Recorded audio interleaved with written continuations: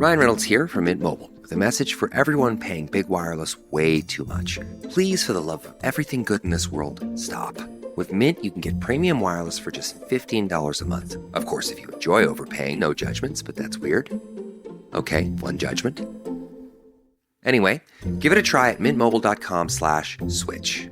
Upfront payment of $45 for 3-month plan, equivalent to $15 per month required. Intro rate first 3 months only, then full price plan options available. Taxes and fees extra. See full terms at mintmobile.com.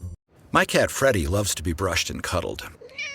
But stirring up his cat allergens meant sneezing and itchy eyes.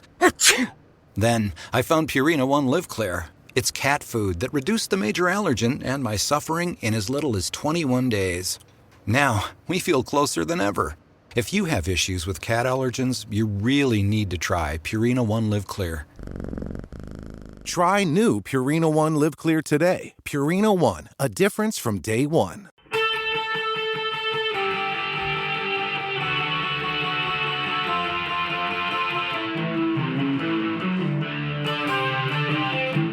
This is the Daily Blast from the New Republic, produced and presented by the DSR Network. I'm your host, Greg Sargent.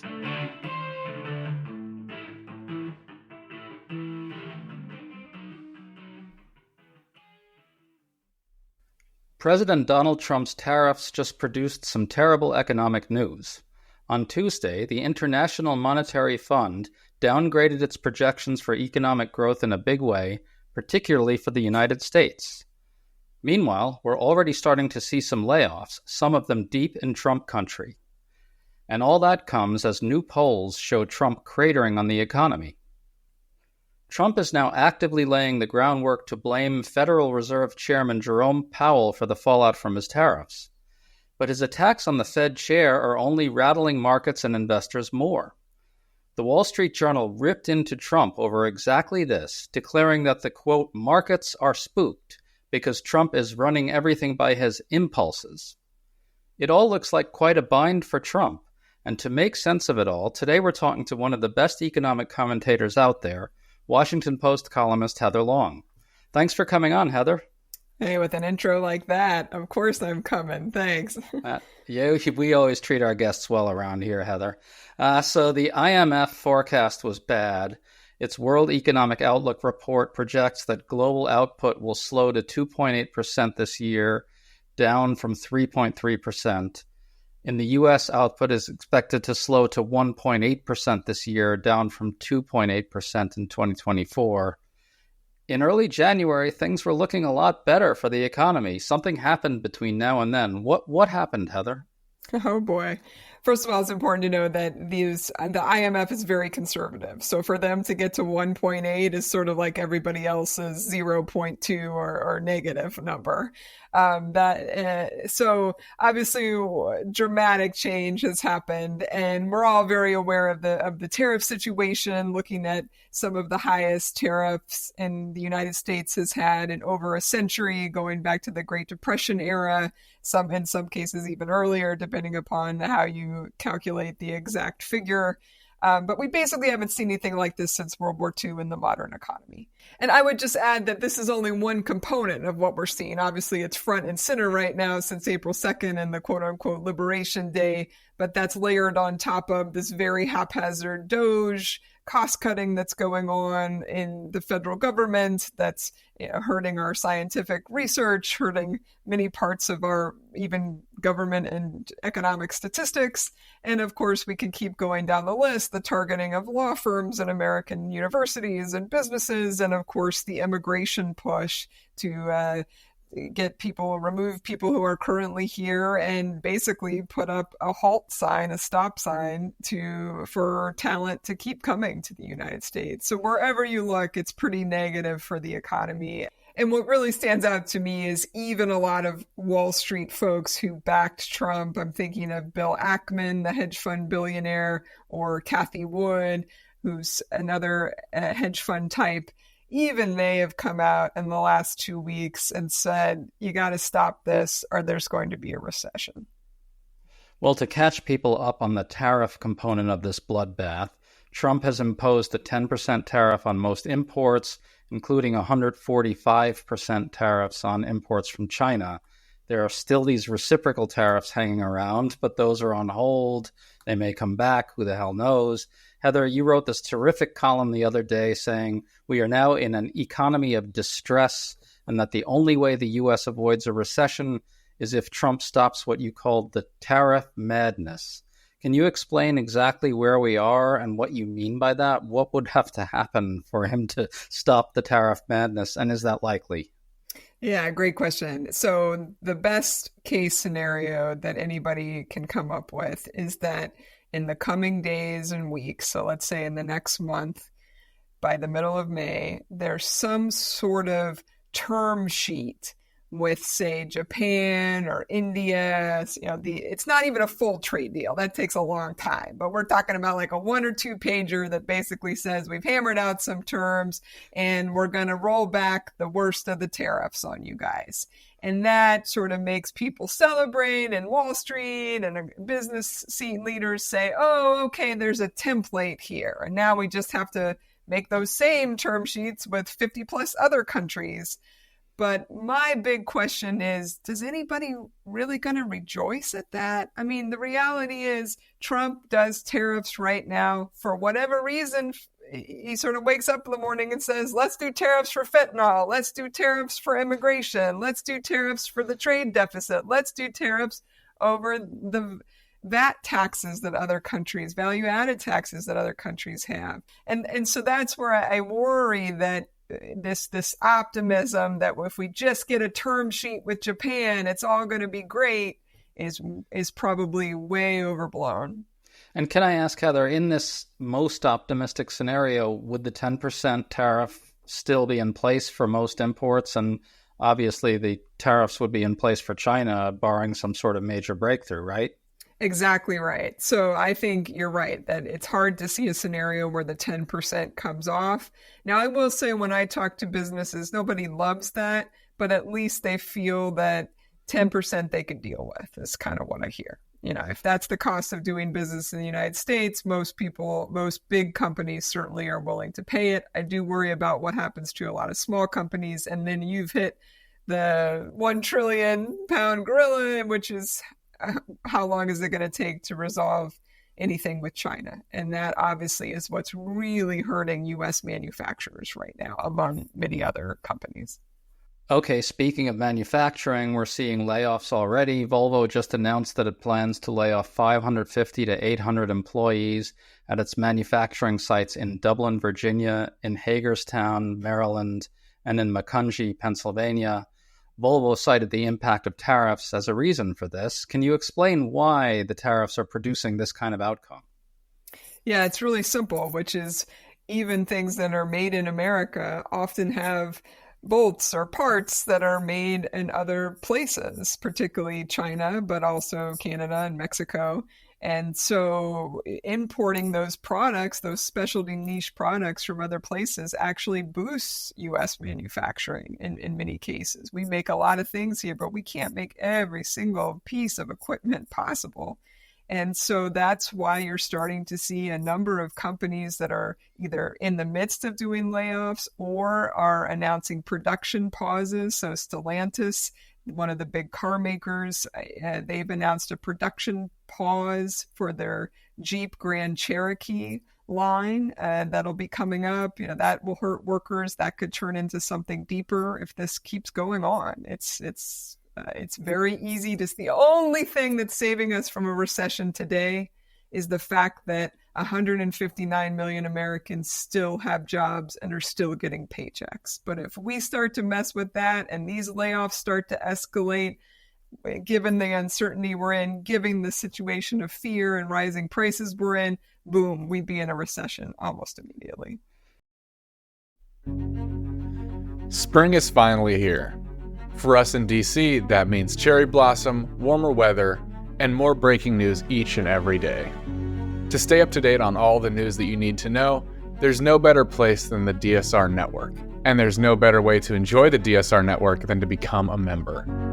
Members enjoy an ad-free listening experience, access to our Discord community, exclusive content, and more. Use code DSR2025 for a 40% off discount on sign-up at thedsrnetwork.com/buy. That's code DSR2025 at the dsrnetwork.com/buy. Thank you and enjoy the show.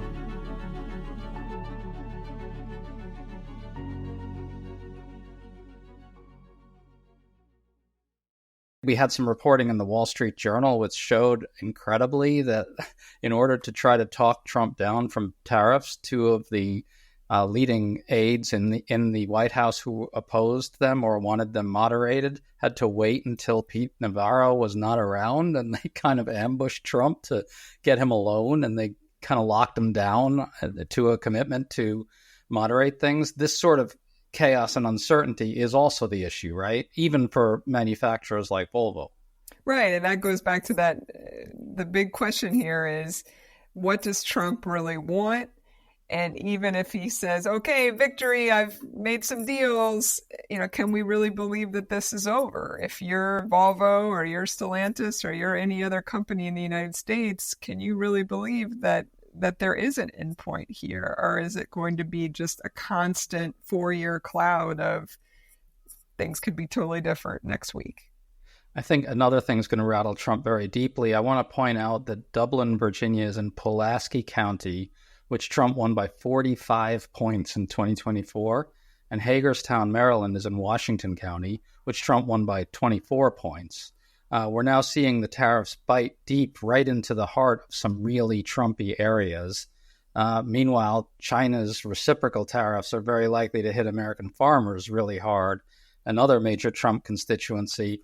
Trump really cares about the health of his base, the health of his support among his base as well.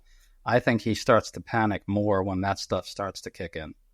Well, you're more optimistic than I am there. I mean, the reality is he's probably not running for re-election. And so I think so far he's shown a much higher pain tolerance than anything we saw in the first term.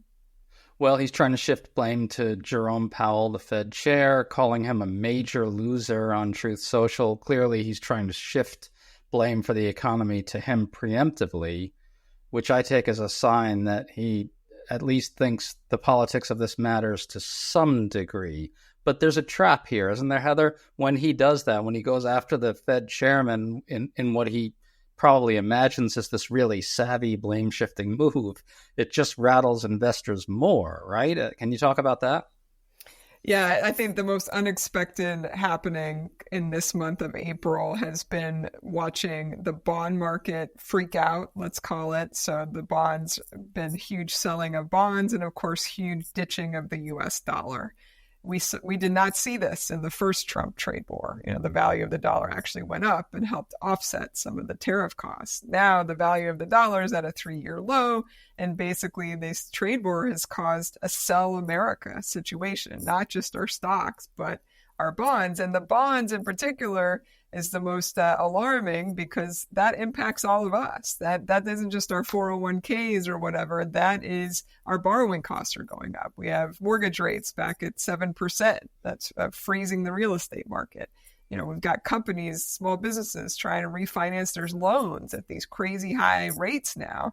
And so this is really choking off even more what little activity was still humming along here, and not to mention it makes our refinancing our federal debt even harder going forward. So this is some real ramifications this time around that they certainly didn't plan for.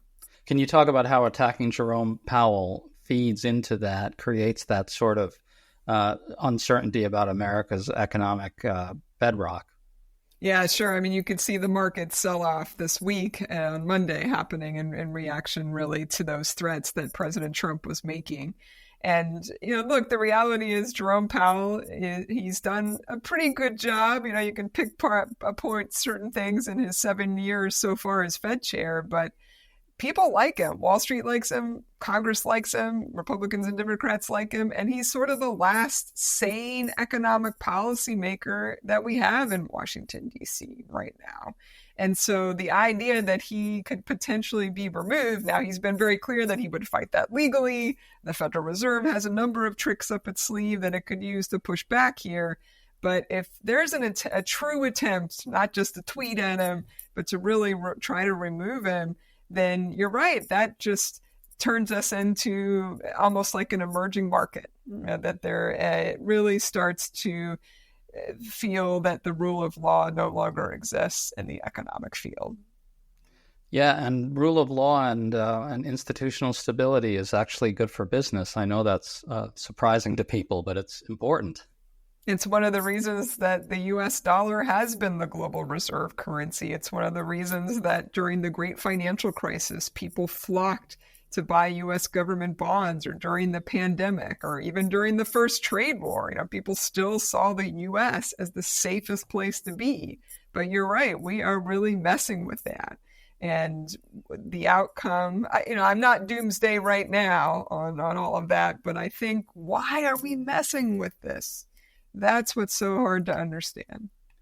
Well, it's very hard to understand what he's thinking. I don't really buy that he's got some sort of grand transformational vision in mind. There have been 2 new polls that are really rough for Trump. The new CNBC poll finds Trump's overall approval at 44% to 51%. On the economy, it's even worse, 43% to 55% disapproval, the worst ever in CNBC polling. Meanwhile, the new Reuters poll found his overall approval at 42% and his approval on the economy at 37%. Those are rough numbers. I don't see them going up anytime soon. Heather, is there some way that he, barring some sort of instant announcement that all the tariffs are off, is there any reason to think that the factors that are producing this economic disapproval go away?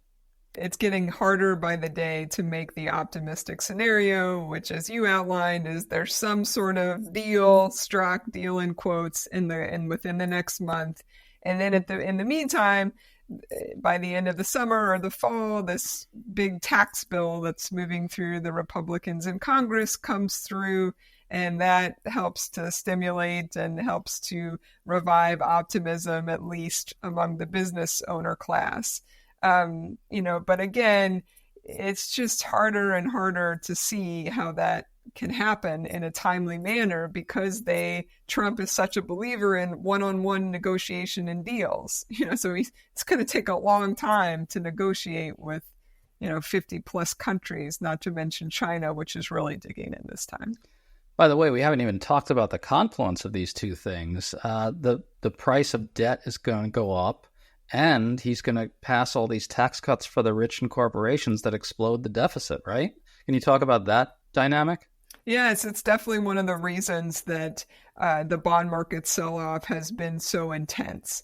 So there's kind of 3 situations going on right now. Number one, of course, is the obvious, the trade war, and people no longer see the U.S. as quite as safe as they used to. Number two, I think people don't appreciate that for the past 15 years, the United States markets and economy were seen as relatively stronger than almost anywhere else in the world. I mean, things were perfect here, but we actually people were over-investing in the U.S., so they are very quickly rebalancing to other parts of the world. But the third part is what you were just pointing to, which is, right or wrong, we took out a lot of debt to get through the pandemic, more than a lot of other countries did. And now Trump wants to add possibly $5 trillion more to that, to not only extend the tax cuts from 2017, but to do no tax on tips and no tax on Social Security, and who knows what else could end up in that big, huge bill they're talking about. And so you put all 3 of those factors together, and it's kind of surprising that the sell-off isn't even worse in the bond market. So just to close this out, what do you see happening over the next 6 months to a year? How do you see it unfolding? The number one thing that everyone is watching on the economics and market side is the layoff situation. And, we're going to get some numbers pretty soon. The first week in May 2nd, we'll see the April jobs report. I don't think that will be a terrible one, but I think a lot of people are very worried that come early June, come early July, when we start to see the May-June reports, it could get pretty ugly pretty fast. And of course, the other one that everybody's been watching right now, you can kind of see it in slow motion. We're starting to see almost a total collapse at the port of Los Angeles, where a lot of the Asian, particularly Chinese products come in. It feels like March 2020 all over again, the pandemic, when suddenly nothing is coming into the country. And of course, that means truckers go out of work. That means railroad workers will start to be laid off. And ultimately, that means all of our consumer goods go up. I can't tell you the number of people who've texted me in the last month, should I buy a car right now? And I'm like, you should have bought it 2 months ago, but now is probably better than 6 months later.